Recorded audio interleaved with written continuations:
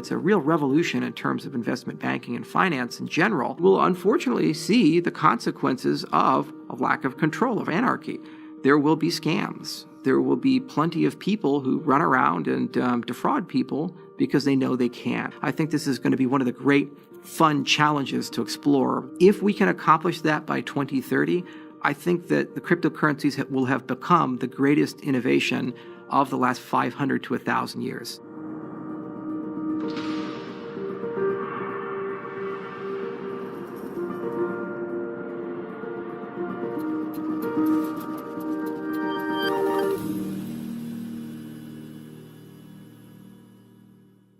Hi, I'm Charles Hoskinson, Chief Executive Officer of Input Output Hong Kong. We're a cryptocurrency company and a research firm that specializes in the science of cryptocurrencies. So I first became interested in cryptocurrencies in 2011. I read a wonderful white paper written by Satoshi Nakamoto, and I had known about peer-to-peer technology for quite some time. For example, I knew about the BitTorrent protocol and Napster and these types of things, and I noticed the evolution of the technology. So it was really interesting as a paper, really interesting as an idea, but I really didn't think that it was a sustainable market. I said, oh, well, we have these imaginary tokens. Who's going to buy them? Will they ever achieve liquidity? And even if they do that, the government will just shut it all down. So I didn't take it too seriously until about 2 years later, right around 2013, when I noticed that despite the fact that the system had taken many hits and scandals and other issues, that it exhibited a tremendous amount of resiliency. And then from there, I said, boy, it would be really interesting for me to do something in this space. But I didn't know anybody. So I remember an old adage one of my professors said, which is those who cannot do, teach. So I created a free class on Udemy called Bitcoin or How I Learned to Stop Worrying and Love Crypto, because I'm a big Peter Sellers fan. And so I kind of named it as a spoof on Dr. Strangelove. And I just created a bunch of free lectures. I released them as a Creative Commons license, and I expected maybe a few hundred people to take the class. Well, it turned out I got over 70,000 students for the course, and I got over 5,000 emails in the first year that I hosted it, and I answered every single one of them because it was a fun experience. So I got to meet everybody and got to learn a huge amount. The venture I'm usually most known for is Ethereum, which I started shortly after setting up Invictus Innovations with Vitalik Buterin and several other people. So to understand Ethereum, you have to understand Bitcoin and what problem Bitcoin solves. So Bitcoin is all about saying, can I create a money system where Alice and Bob can transact with each other in a trustless way with a decentralized database recording all those transactions? So in other words, when Alice sends that transaction, it gets recorded in some magic ledger in the sky, like a giant spreadsheet in the sky, that once it's in there, it can never go out. It's tamper resistant, and it's immutable, and it's time-stamped and auditable. So that's a wonderful concept, and that alone, with the notion of digital scarcity, allowed a currency to form. But the minute that you have a currency, people immediately start saying, well, what else can I do with it? Is it just the ability to move value between Alice or Bob? What about the story behind that value, the metadata, the context, the contractual relationship? For example, what if Alice says, I'll mow your lawn if you pay me $100? Well, that's a contract. So what if Alice mows the lawn and Bob doesn't pay her? That can't be reflected in a system like Bitcoin. So what we wanted to do is add a programming language to a blockchain so that these bespoke custom transactions could be coded much the same way someone would write JavaScript in a web browser. And that in turn would allow people to have any type of financial relationship that they wanted to have. Very simple relationships to arbitrarily complex relationships. So this was kind of the naive notion that we had in 2013 for Ethereum is, can we add a programming language to a blockchain so that we can then allow people to facilitate more complex commerce, known as smart contracts. The best projects are projects of frustration. So most of the people who started Ethereum, they didn't start and say, hey, we're just going to go build some magic new blockchain and it's going to have all these capabilities. And they did this in a clean room in a very academic way. They all started working on other projects. For example, Jeff was working on Mastercoin, Vitalik was working on Color Coins, I'd been working on BitShares, and each and every one of us had the same scenario where there was something we wanted to do, but the nature of blockchain technology or the nature of blockchains that had already been deployed made it very difficult and time-consuming and expensive to do these very simple things. So we had to say, there must be a better way. So what occurred was that Vitalik started aggregating really good ideas that he learned from Sergio Lerner, ideas that he learned while working on color coins and Mastercoin, and kind of stitched them all together into an initial white paper. Then, like all open source projects, that attracts attention if it's a good idea. And so we started appearing out of the ether and discovering, hey, this is an interesting thing. I'd like to help and collaborate. And then somewhere along the way, we decided that it was a good idea for everybody to meet each other. So really the turning point between this is a discussion about a cool thing we could do to something that we actually wanted to devote time, money, and effort to was in January of 2014. Most of the Ethereum founders met up in a beach house in Miami for the North American Bitcoin Conference. It was a wonderful trip.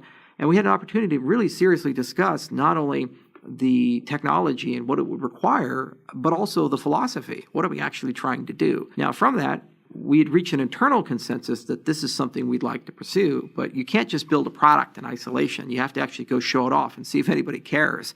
So we thought we were all crazy. We'd show the world and they'd say, we don't care about this stuff. And there'd be no interest, and we'd just all go home and go do something else, maybe start a bakery in Hawaii or something.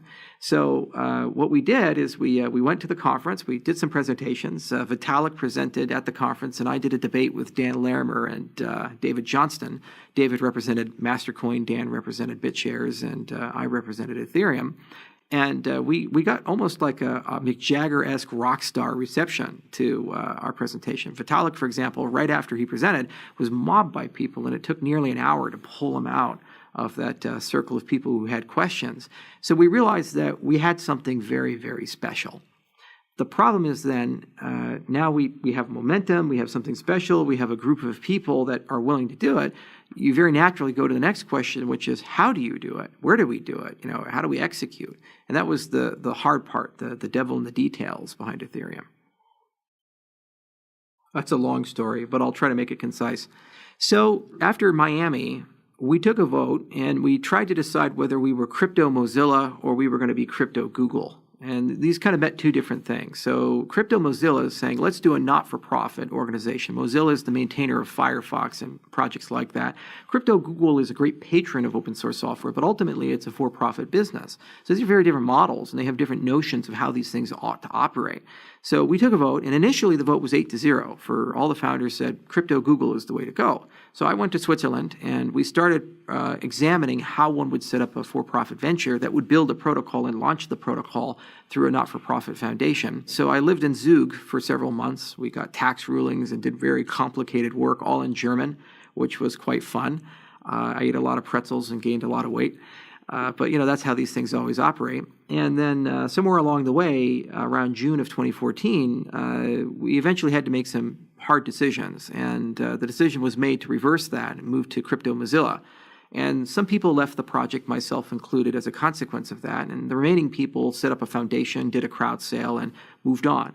So I never thought at that point I'd ever get back into the Ethereum space. I said, well, my time is over. I enjoyed the 6 months I was there. I learned a lot. I met a lot of interesting people. I enjoyed the beautiful vistas of Switzerland. So it's time to go do something else with my life. So I suppose the easiest way of thinking about an ICO is it's just basically a mechanism, a decentralized mechanism for somebody to raise capital. It's a very neutral thing. It's not a pro thing or a negative thing. It's just a gateway that allows capital to flow in. So the very first ICO that was done was Mastercoin. And the beautiful thing about this mechanism is just how incredibly simple it is. So with Mastercoin, the founders of that project just listed a forum post at Bitcoin Talk. And they said, hey, we're doing something interesting. If you like it, send some Bitcoin to this specially formed address. And that was that. And that's basically what occurred. And they raised $500,000 in a month. And everybody was just blown away. They said, wow, I can just create a forum post, put an address up, some text, and then suddenly $500,000 appears. So that's the basic notion of it, is this idea of saying, hey, I'm going to do something. Here's how you pay me. And then using a cryptocurrency as the value transfer mechanism. But more broadly, an ICO has become formalized because there's now a lot of more tools and functionality and interesting things that one can do. The first ICOs were all kind of meta to the system. You had a Bitcoin as the value carrier, but all the terms, the conditions, the liquidity, all these things were kind of outside of the system itself. So somebody had to go and build Mastercoin and then find a way to issue a token in Mastercoin. And it was a very bespoke, time-consuming process. It took months. Now with Ethereum, what Ethereum has allowed people to do is to find that once. It's called the ERC20 standard. And then they can take that ERC20 contract, issue as many tokens as they want, and then go ahead and issue a sale. People swap Ether for ERC20 or what have you. So what this has allowed people to do is it's kind of democratized access to this new fundraising mechanism. It has allowed thousands of people to raise billions of dollars all throughout the world without actually having to physically meet the people that they're raising money from, and in some cases not even knowing who they're raising money from, because it's being done over the internet through these types of payment systems. So it's an incredibly interesting mechanism. It's like crowdfunding on steroids. It's not an entirely new concept. We've had things like Indiegogo and Kickstarter for years. The difference is that now Indiegogo and Kickstarter have been disintermediated, and also that the payment system itself no longer goes through the standard financial system. So banks and financial intermediaries are not involved. It's now a direct peer-to-peer payment system between people. So this obviously causes a lot of regulatory questions about how this model is going to survive, thrive, and stay within compliance, given that the legacy system never imagined that such a system like this could exist. First, the magic of ICOs is that they have now made everybody equal in terms of their ability to raise money. There's never been a time in human history where we've had this power. So, ordinary days, if you wanted to be an entrepreneur, get venture capital, you have to go where the money lives. So that's New York, that's Silicon Valley, that's London, Beijing, Tokyo. There are certain cities where that kind of value aggregates and the people who dispense it aggregate. So you go and come up with your great idea and go on the road and go live somewhere. Well, for a certain group of people, that's a perfectly fine proposition. The young and the affluent, or those who are in a position to take a risk. But let's say that you have a brilliant idea. Maybe you want to run a decentralized grid. Perhaps you're in Haiti or in Puerto Rico or somewhere, and you've just had everything destroyed by a hurricane, and you say, instead of rebuilding an old stupid grid, let's build a really good grid, and maybe with solar or something like that, and have the people own it. Well, that may be a wonderful idea. You might have a great business model. There might be a lot of passion behind that, but the issue is you have no access to capital. So your only option is to either fly capital to you, which seldom occurs, it's luck usually, or you have to leave and then find a way to somehow bring that back home and build relationships. So people in the developing world or people outside of these zones have historically always been at a disadvantage. What the ICO does is say, your geography no longer matters. Many ICOs have been done from very small countries like Barbados, the Cayman Islands, Switzerland, and so forth, and have been able to raise money on par with what you would expect from Silicon Valley and from New York and these other large capital hubs. That's a very powerful, very prominent, very amazing thing. But with great power does come potentially great problems. Some of these offerings could be construed to be securities offerings, especially where these offerings require centralization for the end product to work, or they have no product that they're selling and they're using it to finance the construction of the project. So as a consequence, it's very unclear about how legacy laws will fit into this new fundraising model, and also unclear about what jurisdictions ought to take precedent. Normally when one raises money, they raise money in a particular place, let's say California. Then you would say as an entrepreneur, I have to keep the state of California happy and I have to keep the US government happy. Those are the two constituencies. It's manageable. Lawyers know how to do this. When you do an ICO, you could end up raising money from 10,000 people in 200 different jurisdictions. In some cases, jurisdictions on embargo lists like North Korea and Iran. So in that case, how do you actually manage that? Or do you even know who your customers are if you're not doing know your customer and anti-money laundering compliance? So these are some of the great challenges of ICOs, is that while they increase liquidity and they put everybody on equal footing, and it's a real revolution in terms of investment banking and finance in general, it also introduces the issue that there is a gap of good governance, good regulation, and good compliance that would allow people to produce a good outcome for these things. So anytime there are contracts, markets, transfer of value, and an expectation of return or a potential for fraud and abuse, there is universal consensus that there needs to be some notion of governance behind that and recourse in the event that people fail to meet their obligations. So the role of the government, at least in a Western sense, is to be the arbitrator of last resort. It creates levels. It says, okay, well, for markets that are very efficient, work well, and are generally not filled with fraud, the government does tend to stay out of those markets. But for markets where there's just too much temptation, there's conflicts of interest, agency failures, these types of things. In those marketplaces, the government feels necessary that it has to have some form of a role. So this is kind of a contrast between, let's say, journalism or things involving written content and the financial markets. In the first case, it's completely unregulated. Most part can say whatever the heck you want to say in the United States, and everybody just finds a way to deal with it. Whereas in the financial markets, they tend to be the most regulated of all markets, not because we started that way, but because we've had consistent collapses.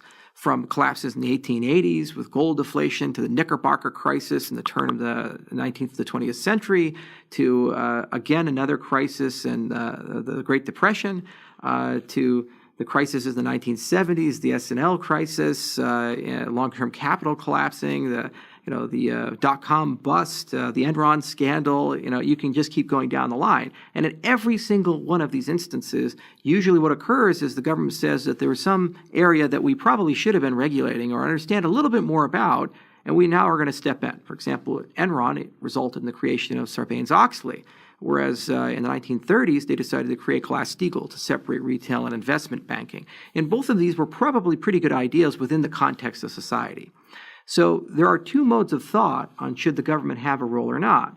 One of them says, yes, the government ought to have a role, and that role ought to be very hierarchical, meaning the government is the final say of this matter, and that we should adapt existing regulation to now cover cryptocurrencies in a way that makes sense. Whereas there's another group of people who say that due to the nature of this technology and how incredibly transformative it is, where now money can move at the same speed as information, at the same speed as an email, it's intrinsically global, and it's impossible to really know how much people are really making because of this new paradigm, that it's going to be very, very difficult, if not impossible, to actually regulate it in a conventional sense.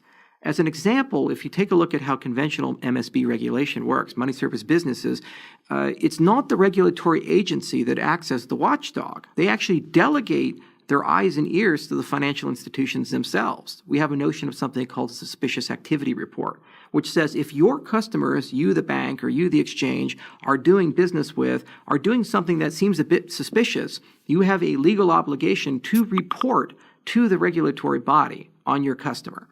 So what does that mean? That the regulatory bodies have turned all of the money service businesses into their eyes and ears, into their watchdogs, and by extension have a pretty good handle on the conduct of everybody using those pipelines. But when you move to a cryptocurrency setting, there is no longer that third party to file a suspicious activity report. And as a consequence, the only way that the regulatory body is going to get data on these people is either A, finding it themselves, or B, having people report it, self-report, which generally doesn't work out so well. So when we look at the totality of this problem and the fact that a lot of the tools that regulators traditionally use to maintain control over the markets and a lot of the tools that regulators need to use to maintain order are not present or superseded by cryptocurrency's advancement, as well as the very rapid advancement of cryptocurrency technology, it does seem to be a Pyrrhic, almost Sisyphean effort to actually regulate the cryptocurrency markets the way it's done in the legacy system. That said, if there is no regulation, there are no controls, it's the Wild West, you will unfortunately see the consequences of a lack of control, of anarchy. There will be scams. There will be plenty of people who run around and defraud people because they know they can, and they can hide in some jurisdiction. So there's kind of a good, a bad, and an ugly to all of these things. My personal opinion is that we need to take a measured hybrid approach. There are cases where we probably can institute effective legacy regulation. And there are cases where we can use things like self-regulatory organizations, voluntary standards, things like smart contracts to compensate for the fact that these markets are different and also start enforcing best practices. And the other point is that if the consumer, the market, knows that they have to look out for themselves, they start making accommodations for that. But one final point of caution, which is if governments do choose to take too draconian of a measure on cryptocurrencies, this will not stop the market. There's never been really a case in human history where there's been a demand for something and the government decides to ban it, where all of a sudden people stop using it. From prohibition to the war on drugs, all of these things, we've spent trillions of dollars, put many people in jail, and yet these black markets continue to grow. So if there's utility and demand, there will always be a way. And the problem with cryptocurrencies is that they're just so darn hard to stop. As anonymity technology improves, as these peer-to-peer protocols become more resilient, as they start working their way into mobile devices, it's going to become harder and harder to know how much people even make every year, unless they self-disclose these things. So if we look to analogy, for example, the Hollywood's war on file sharing and the lack of success that they've had there, if regulators do choose to have a very aggressive stance, in my belief, it's not going to actually protect any consumers. It's just going to reduce the overall availability of information and ultimately cause more harm than good. I think the biggest risk of ICOs is not necessarily the specter of government intervention or this idea of is it a scam or not. It's more that because of this disintermediation that's occurred by the nature of the technology, the people who conduct ICOs tend not to have as strong of a relationship with the people whom have given them money. There's an unspoken and sacred bond when you run a business. When somebody capitalizes that business, gives you money, you have a relationship of trust with that person. That person had to work really, really, really hard to get what they have. And what they've done is they've taken it, voluntarily given it to you. And you're going to go and take that money and hopefully build it up, make it strong, and come back with more of it, more value for them. If it's a donation, that's fine, but it's the same notion. You've taken their money, and they want you to go do something, maybe build wells in Africa, what have you. So the issue is when you now no longer know whom you are getting money from, there is a tendency to dehumanize these people, to say, I have no relationship with them. I have no obligations to do anything for them. I don't have to care about them. And if you read a lot of the terms of sale for the ICOs that have recently been coming out, they're using semantics such as this is a donation, there's no expectation of return, there's no expectation of delivering a product. If we take the money and go to the French Riviera and just decide to live an opulent lifestyle for the next 5 years, you can't sue us, these types of things. Now, under ordinary circumstances, no investor in the world would ever agree to that and ever finance a business that has that kind of prospectus. But because of the nature of these markets and the fact that there's going to be liquidity and the initial investor may be able to resell that token to somebody else and recoup their investment regardless if the project ends up being successful, it has created a moral hazard. And this is something that the community, regulators, and investors in general need to have a broader discussion about how we're going to overcome this. For example, there needs to be segregation of capital. If capital is raised, it needs to be stored somewhere where the people who have raised it don't have immediate access to that capital, and there are some sort of controls over that. Second, there needs to be a better relationship between the buyer of the token and the person delivering the project. Now, it's not completely unfair to say that this lack of a relationship is solely because of the negligence of the person issuing the ICO. In some cases, because of draconian or very out-of-date securities laws, just by giving basic investor protections and basic investor participation, you're tacitly admitting that this thing ought to be regulated as a security. That's a very unfortunate artifact of old laws that ought to be updated, where they're intended to protect somebody, but in consequence, to avoid them, people are actually diminishing consumer protections. So basic things like this need to be thought about and done, and it goes back to best practices and community standards. Where do these standards come from? They come from failure. So if you want to know how to run a secure, good cryptocurrency exchange, you look at the people who ran insecure, bad cryptocurrency exchanges and say, what did they do wrong? Just like if you want to build a rocket, you look at the rockets that exploded and you say, what did we do wrong? And from those failures, you learn tremendously quickly on how to change things. And we've seen a tremendous evolution already. There's a lot more formalism occurring with the ICO markets. There are now ICO rating agencies, for example. They're very preliminary. They are starting to create some things. And eventually there will be stronger regulation. And hopefully that regulation will be quite intelligent and sensible and guide the market in the right direction. If it's not intelligent, not sensible, then unfortunately, as I said before, it's likely to result in the market becoming actually worse for consumers, not better. I love the oil and gas business. I've had a lot of friends and family who have been in these industries. If you look at how natural gas or oil or gold or any commodity is treated in the Western world, these are very competitive, reasonable markets, and people have an expectation that there should be a fair value for what they're extracting, and that's somewhat predictable. But if you go to the developing world, where they don't have the expertise, the credibility, the infrastructure, and other such things to actually develop their resources, for example, Guinea with its bauxite has nearly a third of the world's supply of bauxite. What they end up having to do is go to China or to Rio Tinto or these other firms and make very predatory deals where they get pennies on the dollar for these natural resources. And they accept bribes or they accept some infrastructure play. But at the end of the day, they're literally selling something that could be worth $100 for $1 or less. So what if you could actually tokenize the development of natural resources? So you say something like, okay, we're going to survey this field for oil, or we're going to survey this field for bauxite or for diamonds. And then we're going to tokenize the entire production, and each token represents some ownership stake of that.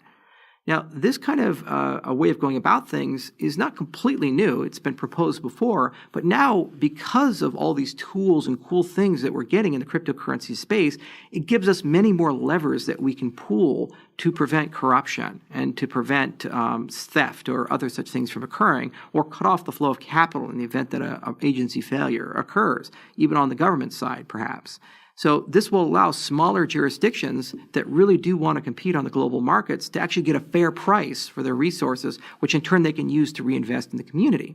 As a corollary to that, if you look at infrastructure, for example, energy, water, all of these types of things, we're moving from a centralized model to a more decentralized model.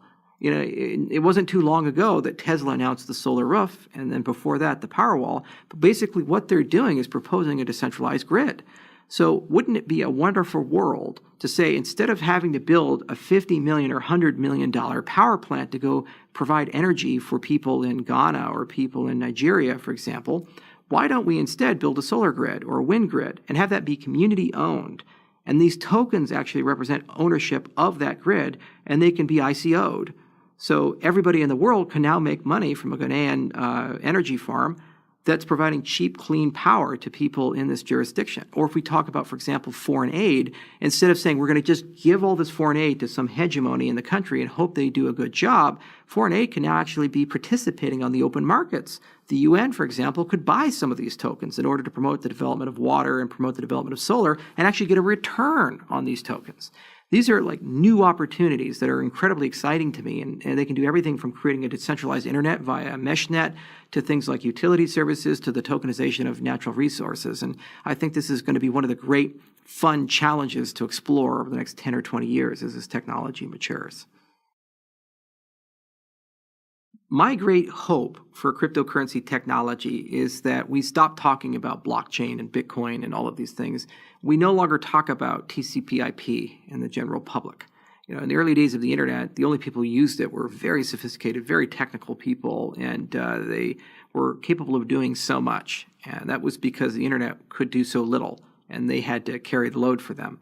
So things like TCP/IP and these ideas, they kind of faded into the backdrop. They're necessary, they're useful. Technologists iterate and evolve and build things on top of them. But at the end of the day, the consumer doesn't care. The consumer looks at things like, does my Skype work or not?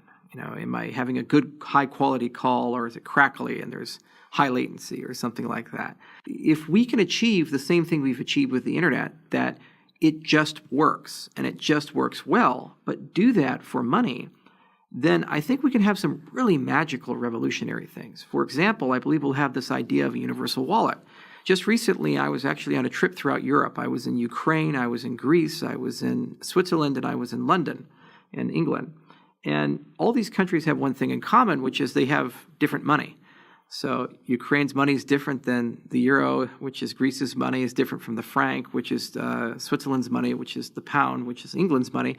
But I never once used a currency exchange, and I never once used the local money. I had my card, and every time I bought something, that card would go from US dollars to the local currency. So I actually didn't care what the local currency was. I just had to kind of in the back of my mind track what am I spending. So could you imagine a future where all of your assets live in a wallet, a digital wallet, or you have some tokenized gold and tokenized stock, but even more exotic things like tokenized airline miles.